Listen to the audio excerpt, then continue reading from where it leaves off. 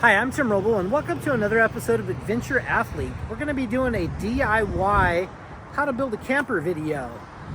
So I've been doing kind of custom campers and stuff for about 10 years now, but that's went through an evolution. So the latest evolution that is a finished product is Oscar Mike, my expedition truck. And we're going to talk a little bit about construction. So I have a steel frame that I built behind here. So just kind of imagine a steel roll cage, and I did 120 thousandths in the corners and then 24-inch on centers. I did steel 65 thousandths 2x2 square stringers, and then I used 3M double-sided sticky tape on these seams here and here, and affixed a 4x8 panel. I basically built this box to be kind of a nominal, so that the upper part of it is 4x8 and there wasn't a whole lot of trimming done. So let me show you that process that I have going in the shop now. While we're taking this little stroll, I'll talk about, I feel there's probably 10 ways to build a camper, we'll just say the right way. You got the people on the trolls on the internet that spend their time in their forums, and they seem to know everything but haven't built anything. And sometimes you learn things, and sometimes you get it right the first time. So talk about my adventure truck that is recently sold. I put this together, and I used these little self-tapping screws to actually affix the 3M double-sided sticky tape, because I wanted a mechanical as well as a chemical fastener, and I consider the 3M double-sided sticky tape as a fastener. So this is a great show right here of how well that double-sided sticky tape works. It took a lot to peel this off when I cut the hole in the back to put a door in for the new client. And I just got that skinned this morning, and that's turned out really well. So let me go show you what we got going on here back in the shop. So those of you that have been following, you know I'm doing a high-low Humvee. I'm probably, I don't know, a good almost halfway through this. Looks like kind of a mess right now, but it's going together really well. So for my build process, we'll go ahead and talk about kind of what I use to keep things waterproof. I use the Herculiner bed liner. Comes as a roll-on, and that ends up looking like this. I encapsulate the wood in 2 coats of that stuff. I do a kind of a wet coat, and it'll sink in a little bit. It'll start to sink into the wood. You let that dry for about 30 minutes and then go over with a nice wet coat, and you have a nice waterproof panel. And that's kind of what you see here that I've done for the Humvee floors that I did in Oscar Mike. I did that in the GMC Canyon also, and I laid a life-proof flooring over that, and I've kind of gotten rid of the life-proof flooring concept and just go with this, because this does a nice job of encapsulating the wood and making for a watertight panel. So even if you were to have a leak, which I've never had, that would keep things waterproof. So coming to the framing here, I have the door that's getting ready to go on the Canyon right after I finish this video. So it's not a done process right here, so bear with me. So this is the 40 thousandths. It's painted white, and it comes with it's aluminum. It comes with a blue protective cover on the outside. And it comes with 4x8 sheets, and I think you could actually get it in 5x10 also. I'm not sure. And this is 3M VHB, very high bond, double-sided sticky tape. And I put that on, I get that all set up. And now what I would do is I would peel that, and once you put that thing, like once it touches, you have to be in the correct spot. So that panel today, I had my stepson come out and help me with that, because it's very tough to get that to get it right. You have to be 100% exact on your mark. So a lot of times I'll cut things with markers so that the panel will line up here and then lay in place. And you can see I have this painted And then I do take a grinder and I take off some of that paint. I just want a very light film of paint, just enough so it doesn't turn into a rusty thing, but not enough paint that this will pull the paint off of the metal. And I've seen that happen before. So that's that learning curve piece that I was talking about. This is what that VHB looks like in a roll. It comes as, I think it's 90 yards on a roll. And I do the 1x1.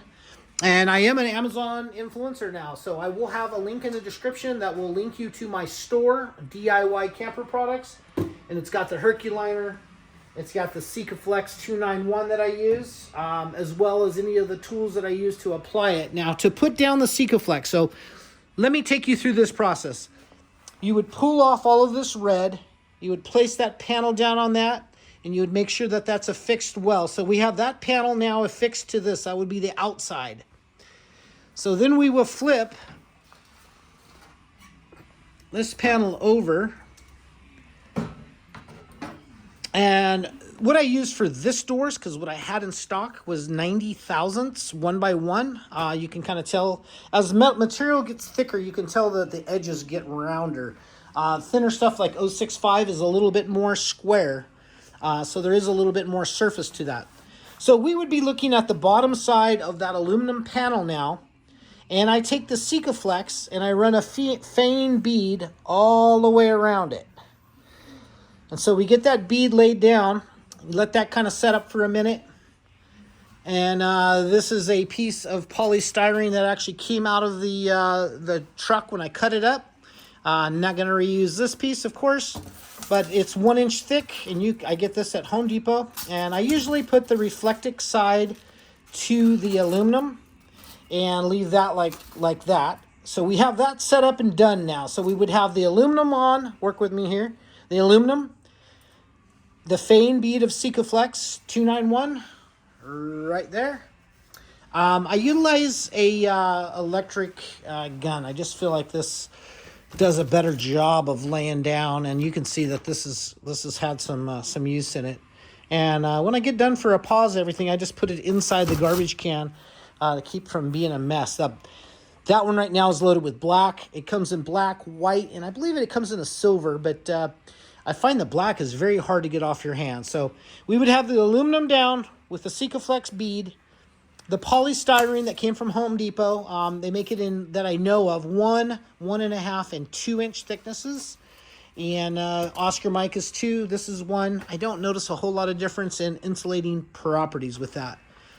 And then for this piece, putting it down, what I'm going to do is I will lay another bead of Sikaflex down on this, all the way around, and then I will place that, and then I will use a couple self-tapping screws in strategic areas around, and that'll make that pretty much a permanent bond. You'll actually rip the wood apart before the bed liner comes off of it, or the Sikaflex comes off of the metal. So that's kind of how I build my campers. You can see here on the Humvee project, we have a raw roll cage basically coming from off-road. I basically frame up a roll cage structure, type structure, and that works as a setup for the double-sided sticky tape and the aluminum. Now I have seen campers built out of even wood. I had a forum I was reading, and some guy had a wooden camper, and some guy was just all over that, talking about, he could have done a better process. If you're going to build something, you should do it right and all this. So I'm like, you know what? Everyone's got a build style and what works for their set of tools, maybe for their area or just their skill set. I have no problem building something out of wood and putting a wooden structure on the back. They build houses out of wood. This is kind of a moving house going down the road. There's plenty of trailers that use wood inside the trailer with the corrugated on the outside. So there's several build styles. There's the total composites. You order your composite box, you put it together. But with that, you got to take the torsion out of the body. And for myself, I'm like, you know what? I just would rather build a kind of a lightweight steel structure roll cage, and then skin it with aluminum, and then insulate it with the polystyrene, and finish it off with whatever. And when I do the wood, I usually do a a coat on both sides. I burn my wood first. That keeps anything kind of wanting to get out of it, get in it, like insects and stuff. And it actually takes a pine and makes it a little harder and takes the moisture out of it. Then I hit that with, I like the unicorn spit for a different, and if you don't know what that is, that's down on my link in my store. Also, unicorn spit is a water-based stain that you kind of spray with water.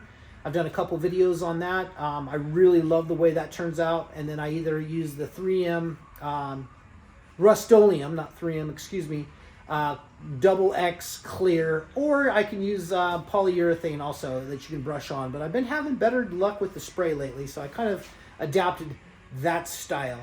So that's going to be it for now. Questions and comments, please hit me up down below. Kind of sharing my tips and tricks. I'm not trying to build any expedition trucks.